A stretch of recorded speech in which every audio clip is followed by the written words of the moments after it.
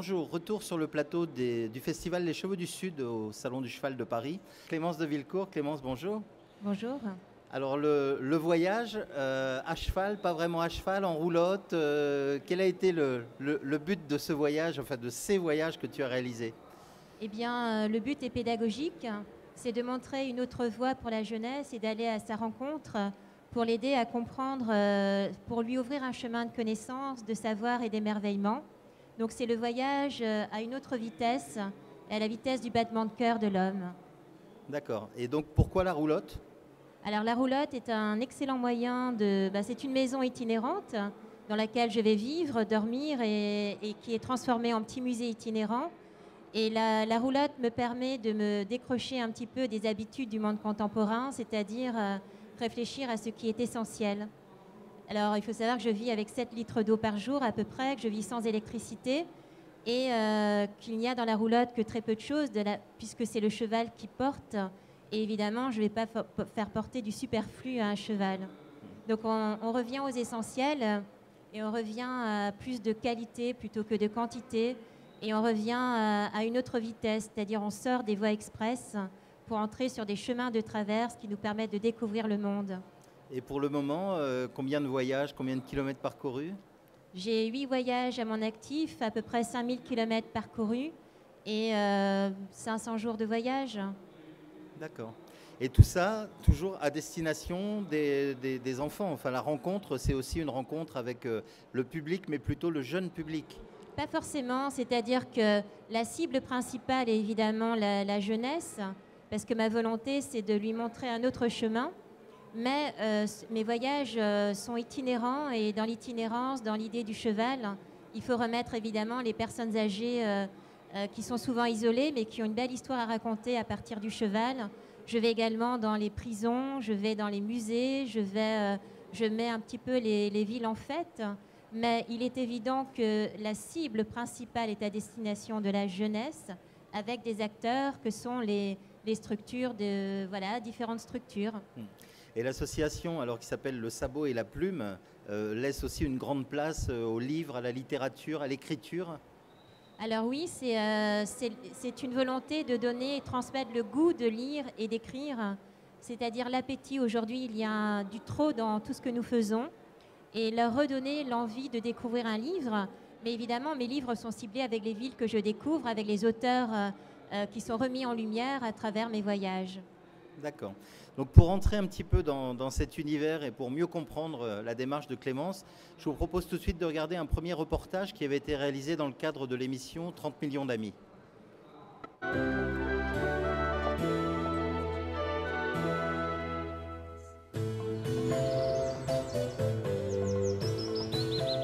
C'est à Tréflaouénan, dans le Finistère, que Clémence a fait une halte pour la nuit.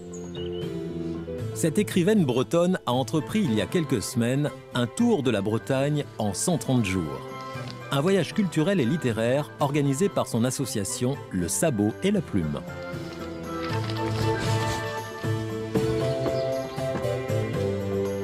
Vêtue de costume d'époque, elle se déplace en roulotte avec pour fidèle compagnon un cheval de trait. Comme chaque matin, elle lui porte son petit déjeuner. Son carburant, une betterave gorgée de sucre. Notre compagnon de route et fidèle compagnon de route s'appelle Kidam. Il a 5 ans maintenant et il pèse à peu près 800 kg. Donc c'est un cheval de trait breton. Il est de nature très calme et très sympathique. Et la roulotte, elle est toujours dans des endroits magnifiques, avec de l'herbe à profusion. Mais il n'y a rien à faire, il restera le plus proche de la roulotte. Donc dès que vous écartez les rideaux le matin, vous le voyez et il a la tête dans la roulotte pratiquement. Le cheval est un animal fédérateur. Donc il rassemble autour de lui toute personne avec le même émerveillement dans les yeux. Une machine ne peut pas faire cela. Donc il fallait un cheval pour ralentir un petit peu le temps et émerveiller de nouveau les gens. Sur son chemin, Clémence donne rendez-vous aux enfants des écoles afin de partager avec eux son goût pour la littérature et le patrimoine breton. Mais, il faut bien l'avouer, l'attraction principale, c'est quand même Kidam. C'est doux? Heureusement, notre Bretonne a plus d'un tour dans sa malle pour elle aussi attirer l'attention des enfants. Alors maintenant, je vais vous l'ouvrir. Ce sont des collages. Des collages qu'ont préparé donc une personne. Notre volonté à travers une malle au trésor, c'est de favoriser l'envie de lire et d'écrire auprès des enfants. Et nous avons fait un travail en amont de manière à prévenir les écoles, à prévenir les associations culturelles que nous arrivons et en même temps que ces lettres puissent être déposées dans la malle. Sur la thématique « Raconte-moi ta ville ». Et ces lettres sont offertes ensuite tous les 100 km un petit peu plus loin, de manière à redécouvrir nos villes voisines à travers les mots et les regards des habitants. Ah, voilà, encore un trésor. J'ai un trésor moi aussi. Ah, bah écoute, j'en attendais pas autant. Super. C'est un dessin. D'accord, ça c'est toi qui l'as fait? Oui.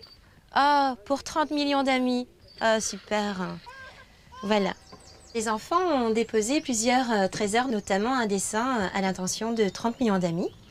Et moi, j'ai un trésor qui remonte à mon enfance et qui est une carte postale de Mabrouk adressée par Jean-Pierre Hutin, donc là où je vivais enfant.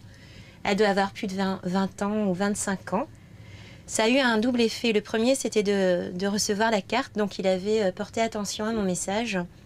Et le deuxième, c'était de me dire, dans la mesure où il m'a répondu, il n'y a peut-être pas d'impossible. Et le tout, c'est de ne pas taire ses sentiments et de ne pas taire ce que l'on souhaite exprimer. Donc c'est aussi ce qui permet après de pouvoir porter des projets plus ambitieux, en n'oubliant pas d'avoir la force de les nourrir et d'aller jusqu'au bout. Kidam et Clémence en sont à leur 3e voyage ensemble. Mais le véritable propriétaire du cheval, c'est Nemo, le meneur.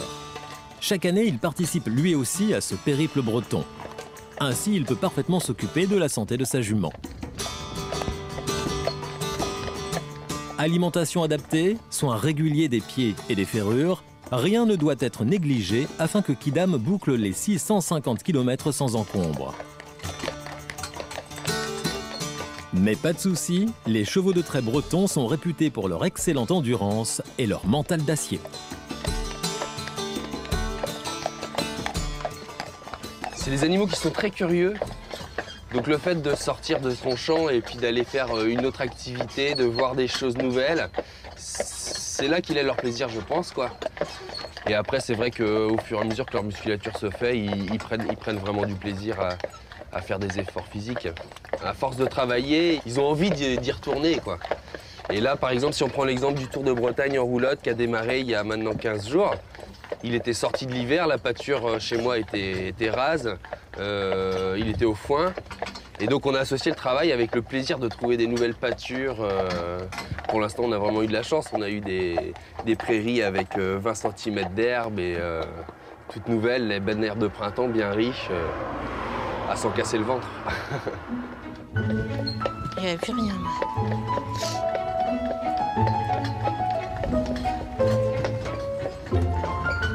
J'aime bien descendre parce que je suis à son pas.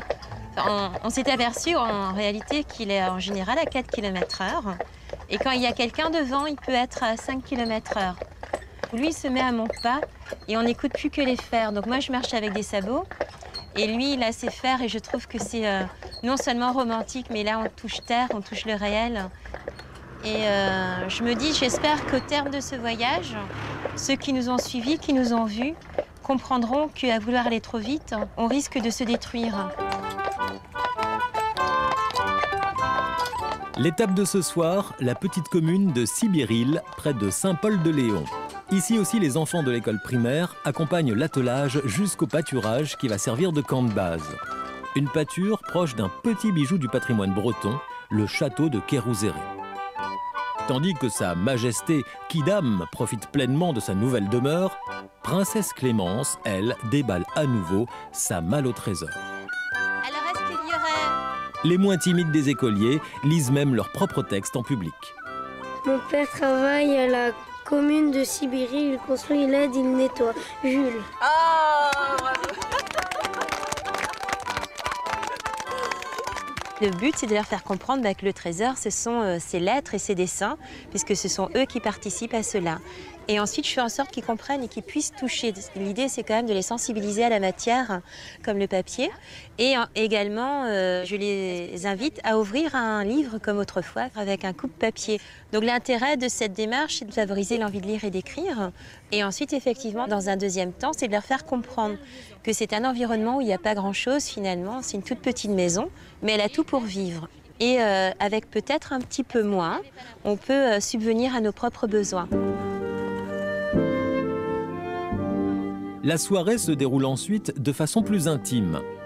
Kidam, Nemo et Clémence profitent de la quiétude bretonne.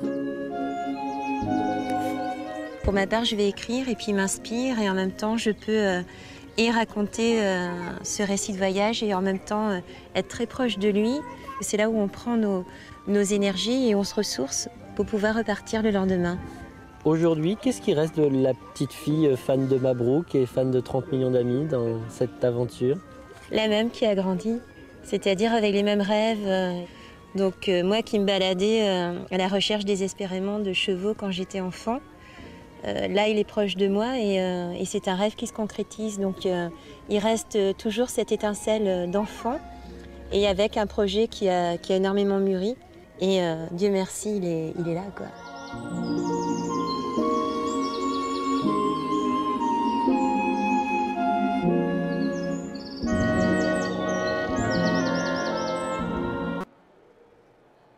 Voilà, le sabot et la plume, Clémence de Villecourt et sa roulotte. Là, on était en 2009, le Grand Tour de l'Ouest, c'est ça? Non, le 2009, c'était le Tour de Bretagne. 800 km parcourus en 130 jours. D'accord. Alors, si on veut reprendre la totalité des voyages, ça a commencé comment? Alors, ça a commencé en 2007. Et comme je n'ai pas de permis de conduire, eh bien, il fallait bien que je me transporte et que je devienne itinérante. Et j'ai eu l'idée d'un cheval, après j'ai eu l'idée d'une roulotte itinérante et pour aller dédicacer mes livres. Et il s'est trouvé que ça a eu un succès incroyable puisqu'on était à ce moment-là dans une quête des gens. Enfin, tout le monde en avait commencé à sentir le poids de la surconsommation, d'une vitesse excessive. Et chacun cherchait un peu une autre voie possible. Et la roulotte est un lieu de rencontre. Il y a des veillées comptées, il y a tout un environnement qui nous replonge dans notre mémoire d'enfant et dans un peu cet esprit de cabane dans les arbres et avec une grande simplicité. Donc quand j'ai vu le succès que pouvaient avoir les déplacements en roulotte, les yeux qui brillent, j'ai senti qu'on pouvait aller beaucoup plus loin dans ces aventures. Et donc il y a eu, après, il y a eu 2007, 2008, je suis marchée sur les pas de Père Jacques Asselias, parce que ce sont de grandes chasses au trésor que j'organise. Et puis, je rends l'histoire vivante et chacun y participe avec ses connaissances ou en allant chercher des renseignements. En 2009, il y a eu le Tour de Bretagne pendant 130 jours à la vitesse de 4 km/h parce que Kidam, qui est mon fidèle compagnon de route, est le recordman de lenteur de Bretagne. Donc on est à 4 km/h. Et après, ça a débouché à l'île Maurice en 2010. Donc célébration du bicentenaire de la bataille de Grand-Port et tout le pays uni derrière ce cheval et cette roulotte. Et après, j'ai fait quelques essais encore en 2011, 2012 pour aboutir au Grand Tour de l'Ouest 2013. D'accord. Et donc, tous ces voyages en roulotte, c'est vrai que là, on est dans un rythme totalement différent de notre vie habituelle. Tu vis pendant 3 semaines ou un mois à 4 km/h et à la rencontre des gens. La roulotte, ça aide aussi à aller vers les autres. Alors c'est un moyen très doux parce que ça veut aussi dire que je suis dans un autre cheminement qui interpelle, je suis donc dans un autre univers et effectivement les gens n'ont qu'une envie, d'autant plus que mes roulottes sont décorées, il y a plein de choses à lire, on peut même écrire dessus, donc c'est une maison attractive. On peut écrire dessus? Oui. Ah bah oui, lieu d'expression, un musée itinérant, un chef-d'œuvre qui se renouvelle. Alors on parle toujours dans ce genre de présentation, on parle toujours de ce qui va bien. Moi, ce qui m'intéresse, c'est de savoir un petit peu, il doit y avoir des galères de temps en temps, non? Alors, c'est vrai que les galères, on les imagine peut-être pas forcément, mais il ne faut pas oublier que je suis sans électricité et que je dois nourrir un blog au quotidien et mettre en place toutes les animations, puisque j'en suis l'organisatrice. Donc, il y a cette obligation d'avoir de l'électricité, en sachant que j'ai envie d'être seule au monde et très sauvage une fois que j'ai fini mes animations. Donc ça, c'est la difficulté, c'est l'eau. On est basique, hein, trouver de l'eau, trouver un terrain et après trouver l'électricité pour que je puisse nourrir mon blog et que je suis dans un rythme très dense pendant mes voyages. Alors ça, c'était on va dire les anecdotes un peu sympathiques. Maintenant, les voyages étaient à destination des enfants. Et ce que j'aime dans ce que j'ai fait, c'est le côté des a priori. C'est-à-dire que la roulotte, ce sont des bohémiens, donc ce sont des voleurs de poules, donc ce sont des gens dont on ne peut pas faire confiance. Et on a l'attraction de la part de la plupart des gens. Mais si vous devez mettre en place un projet pédagogique et culturel, ça devient compliqué de dire à la personne « je suis extrêmement sérieuse et ce que je dis est valable ». Donc les premiers voyages ont été extrêmement difficiles, d'autant plus que c'est quand on arrivait que les gens voyaient la poésie des voyages qu'ils comprenaient qu'ils avaient commis une erreur de par la représentation, le cliché de la roulotte. Et ça, j'aime bien être dans des clichés dont il faut abattre les frontières. Par contre, c'est en 2013 que là, tout a été vraiment au niveau anecdotique compliqué, puisque nous sommes partis le 10 mars. Et si on se remet un petit peu en mémoire l'année 2013, il y a eu la neige. Donc nous sommes partis, donc dès le premier jour, j'avais trop chargé la roulotte qui a cassé. Les ressorts ont cassé. Après, on part, j'ai la neige. Et c'était vraiment compliqué parce que les chevaux dans la neige, c'est pas très agréable. Nous avions extrêmement froid, donc je tremblais pour essayer de me faire une soupe. Et après, il y a eu des inondations dans la roulotte. Et j'avais pas de ressort, donc j'essayais d'écrire, de travailler, mais la roulotte, c'était un peu comme Molière autrefois qui devait voyager sur des chemins incongrus. Et donc il y a eu tous ces problèmes de casse. On est arrivé l'exploit était quand même d'arriver jusqu'à Paris. Parce qu'on est parti de la pointe du Finistère pour arriver à Paris en Île-de-France. Au moment où on arrive en Île-de-France, la roulotte casse en deux, quoi. Et on avait un énorme rendez-vous le lendemain à Viry-Châtillon. Donc la chance était heureusement avec nous malgré toutes ces épreuves, parce que je crois beaucoup en l'être humain et je crois en l'homme. Hein. Et les bonnes personnes étaient là au bon moment. Il a fallu souder toute la nuit. La roulotte était bancale, donc j'ai dormi sans bouger. Et au petit matin, on a demandé au cheval d'essayer de la tirer, et puis ça a fonctionné, mais on ne savait pas combien de temps ça allait fonctionner. Et après, on avait... alors nous, on a été... je crois que Michelin devait avoir un partenariat, voulait mettre en place un partenariat avec nous, parce que les roues éclataient tout le temps. Donc les roues crevaient. Et Paris-Île-de-France, on imagine plus les bouchons, la circulation, les voitures partout. Il y a encore des endroits où on peut arriver avec une roulotte. C'est-à-dire, on ne s'est pas trop posé la question, mais on a quand même commencé par d'Orly, nous sommes allés jusqu'à Bois d'Arcy, et là c'était des routes assez tranquilles quand même. À l'aller, au retour, on avait beaucoup de camions, ça dépend du jour. Il vaut mieux finalement voyager le dimanche, ce sera beaucoup plus calme qu'en jour de semaine, bien sûr. Mais il y a une fois, on a été obligé d'être en jour de semaine, et là on avait les avions en haut, les camions en bas, et c'était infernal. Mais globalement, nous n'avons pas eu trop de soucis. Et quand nous étions dans les villes, il y avait de la police qui ouvrait le chemin. Donc, ça faisait vraiment grande star. Et alors, ce voyage, donc ce dernier voyage en date, était, lui, sur le thème du cheval, mais aussi de l'aéronautique. Alors, c'est la conquête du ciel par l'homme. Et la conquête du ciel par l'homme nous permet de mieux revenir sur l'importance qu'a eu le cheval dans nos vies des siècles durant. Jusqu'à ce qu'un homme qui s'appelle Jean-Marie Lebris observe le vol de l'albatros et demande au moteur de l'époque, c'est-à-dire un cheval, de tirer la barque ailée. Donc cette barque, elle s'est élevée grâce à la vitesse, au vent, donc ce sont les lois de l'aérodynamique. Et donc ce breton et ce cheval, dont tout le monde ignore le prénom malheureusement, ce qui est incroyable, ce cheval a participé à la conquête du ciel par l'homme. Et le cheval a été moteur, donc c'est extrêmement important. Et on voit qu'à partir du moment où l'homme va changer de moyen de transport, la société va complètement changer et va être prise dans une révolution industrielle qui a mis de côté une chose extrêmement importante, c'est la spiritualité et la place de l'homme dans la société qui se mettait en marche. Donc nous sommes revenus sur la conquête du ciel par l'homme, en réintégrant le cheval historiquement là pour être uni derrière les hommes, derrière les combats, au front, à la boucherie 14-18, à aider nos terres, à cultiver. Bref, il était tout le temps là. Et puis à un moment donné, l'homme se dit, bon, j'en ai plus besoin, donc allez, vas-y, on veut plus de toi, tu nous sers plus. Donc je suis revenue sur cette conquête du ciel en rappelant l'importance de la spiritualité, en rappelant l'importance du battement de cœur de l'homme. Et nous avons atteint, parce que j'ai un meneur, je ne suis pas héroïque sur ce voyage, on a un meneur qui, avec ses 3 juments, m'a permis de mener ce grand rêve, de partir de là où a eu lieu l'élévation de la barque ailée, jusqu'au musée de l'air et de l'espace du Bourget, où se trouve la barque ailée. Donc nous avons fait 100 jours de voyage, 1300 km pour atteindre historiquement la barque ailée. Et à partir du moment où j'ai atteint la barque ailée, alors nous nous repositionnons en disant, aujourd'hui, dans la société dans laquelle nous vivons, le cheval a son mot à dire.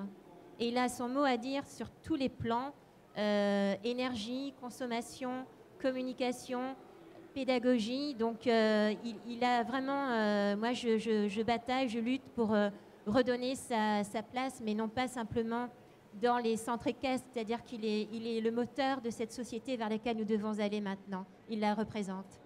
On est très loin d'une simple balade en roulotte, effectivement. Ah oui, ouais. Toute cette aventure de 2013, tu as eu l'occasion de la raconter à la chaîne Equidia dans le cadre d'une émission qui s'appelle La Culturelle. Et on va regarder les 3 minutes qui t'ont été consacrées dans cette émission avant de conclure avec toi sur le plateau.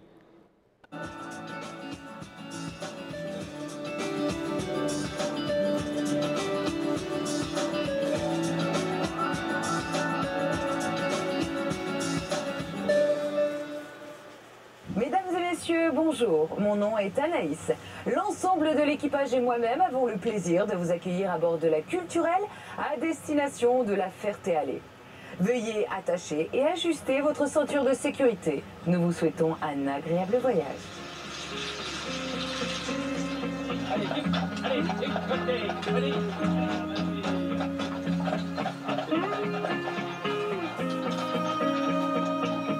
Le Grand Tour de l'Ouest, c'est avant tout une association, le sabot et la plume. Mais aussi 180 jours de voyage, une roulotte, 3 chevaux, un musée, des avions, une malle au trésor, des livres, des lettres et des centaines de visiteurs. Et Clémence de Villecourt.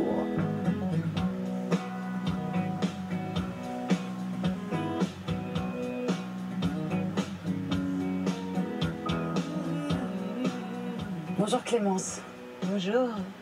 Vous êtes à l'initiative de ce projet, alors expliquez-nous en quoi cela consiste. Cela consiste finalement à se déplacer avec 3 juments et une roulotte transformée en musée de l'histoire de l'aviation pour transmettre l'envie de lire et d'écrire auprès de la jeunesse, mais également transmettre le dialogue auprès des anciens.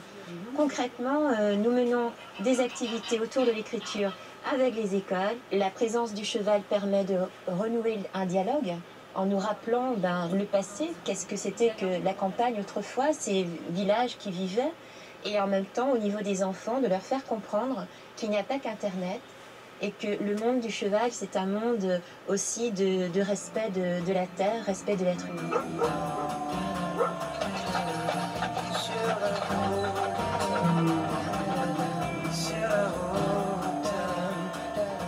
Clémence, d'ici septembre, vous allez parcourir 1700 km. Quelles sont les grandes étapes de ce voyage?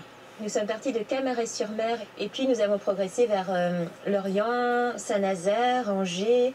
Et là, nous allons atteindre un des premiers objectifs de ce grand voyage, c'est le meeting aérien de la Ferté-Alais. Alors, vous avez le regard qui pétille quand vous parlez de vos compagnons de route. Qui sont-ils? Alors, il y a 3 juments, 3 percheronnes, Merveille qui a 13 ans, Tina et Vanille. Alors, Vanille, c'est celle qui a la robe noire. Normal. Voilà. Alors, ce n'est pas un peu anachronique, justement, de mélanger avions et chevaux? Pourquoi les avions? Alors, ce n'est pas anachronique dans le sens où le cheval nous a aidés à nous transporter pendant des siècles. Il a été sur tous les fronts. Il va être un moteur de rêve, moteur pour l'imaginaire, mais surtout une réponse à la problématique du transport des êtres humains. Pour terminer, Clémence, qu'est-ce qu'on peut vous souhaiter? Que tout continue de se passer tel que ça se passe, c'est-à-dire qu'on n'entend parler de nous que pour de la beauté et du rêve et de la magie. Merci beaucoup, Clémence.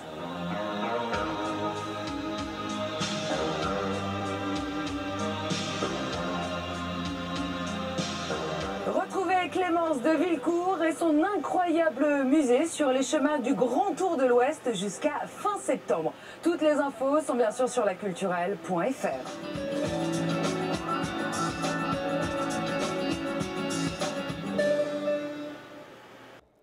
Voilà, et Clémence de Villecourt avec nous en direct sur le plateau du Salon du Cheval. Qu'est-ce qui t'a le plus marqué? Qu'est-ce que tu retiens de tous ces voyages, de toutes ces rencontres?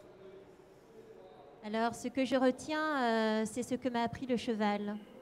C'est-à-dire que j'ai quitté Paris, où je vivais depuis 9 ans, pour partir dans cette aventure, j'ai envie de dire, sans bagage pratiquement, si ce n'est mon bagage universitaire. Et puis, dès le départ, j'ai demandé à Kidam, enfin, je n'ai pas apprécié ces 4 km/h, et nous avons cherché à le faire aller plus vite.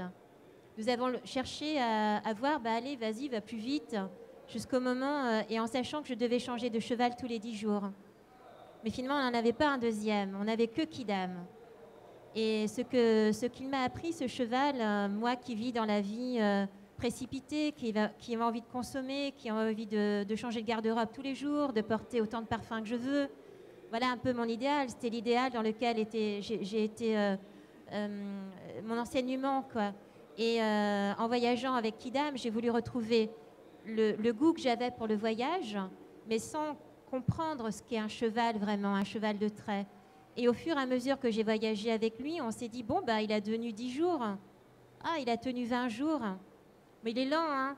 On peut trouver une astuce pour qu'il aille plus vite et on ne trouvait pas l'astuce. Et au final, j'ai compris, en fait, il m'a vraiment... il a renversé la manière que j'avais de penser. Il m'a dit, vous les êtres humains, hein, parce qu'il parle, hein, bien sûr, vous imaginez bien. Il m'a dit, vous les êtres humains, vous êtes complètement fous. Vous ne cherchez que à aller vite, mais vous ne faites rien. Vous n'avez pas de cap, pas d'horizon, pas de vision.